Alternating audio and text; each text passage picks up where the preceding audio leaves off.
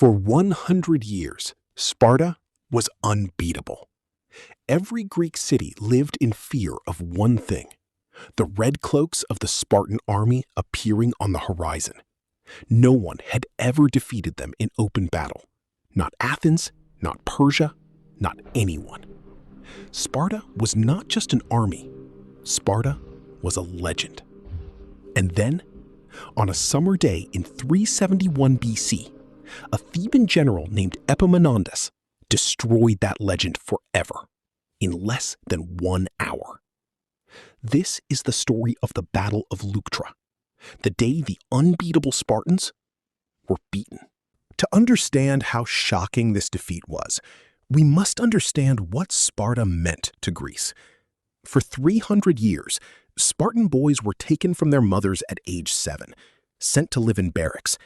They slept on bare ground. They were given almost no food. They were beaten regularly, not as punishment, but to make them stronger. They trained every single day, wrestling, running, fighting, marching. By the time a Spartan was 30 years old, he had been training for 23 years. He was not just a soldier, he was a weapon. And in battle, Spartans used the phalanx, rows of soldiers with overlapping shields, pushing forward like a wall of bronze and iron. It was nearly impossible to break. Every Greek army trained to fight the same way, in formation, on flat ground, shield to shield. And in this kind of battle, Sparta always won, because no one trained harder, no one was more disciplined, no one was more feared. Until Epaminondas asked one simple question: what if we do not fight them the way they expect? Epaminondas studied the Spartan way of fighting. He noticed something that no one had seen before. In a traditional Greek battle, both sides lined up the same way. Best soldiers on the right side, weaker soldiers on the left. The two right sides would clash first, and whoever won the right side usually won the battle. This meant the Spartan right side always faced the weakest enemy, and always won easily.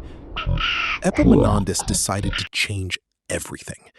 He would not put his best soldiers on the right.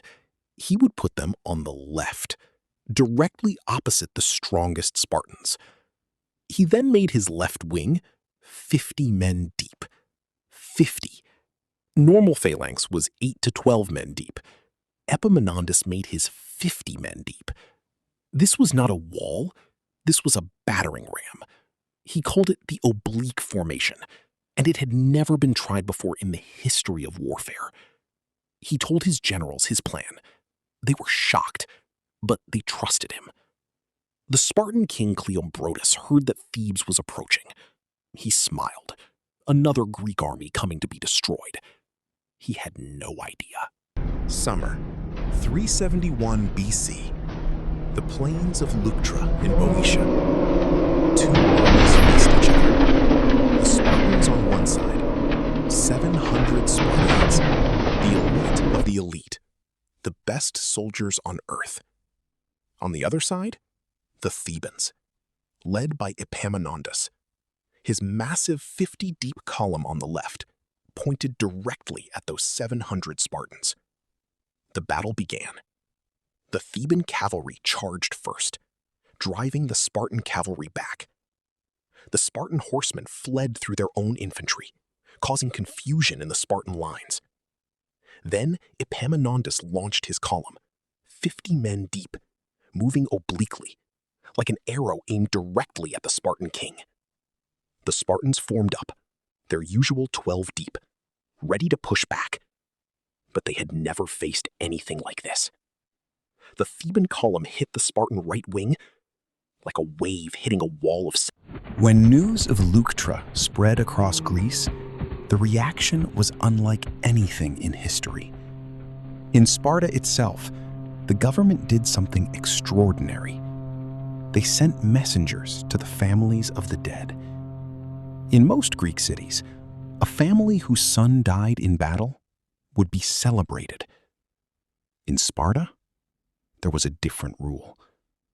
The families of the dead showed no emotion, no tears, no mourning, because their sons had died in battle, and dying in battle was the highest honor.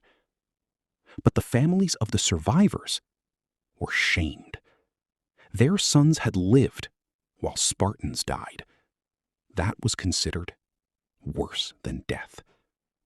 Meanwhile, in Athens, when the news arrived, a great festival was happening. The messenger arrived and delivered the news. Sparta has been defeated.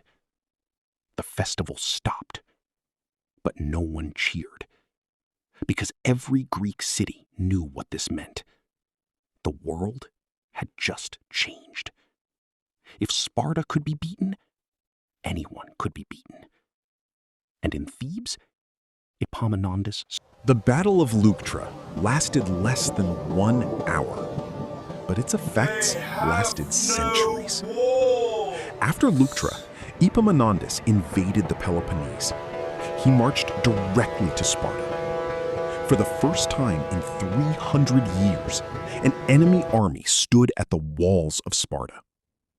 The Spartans had no walls.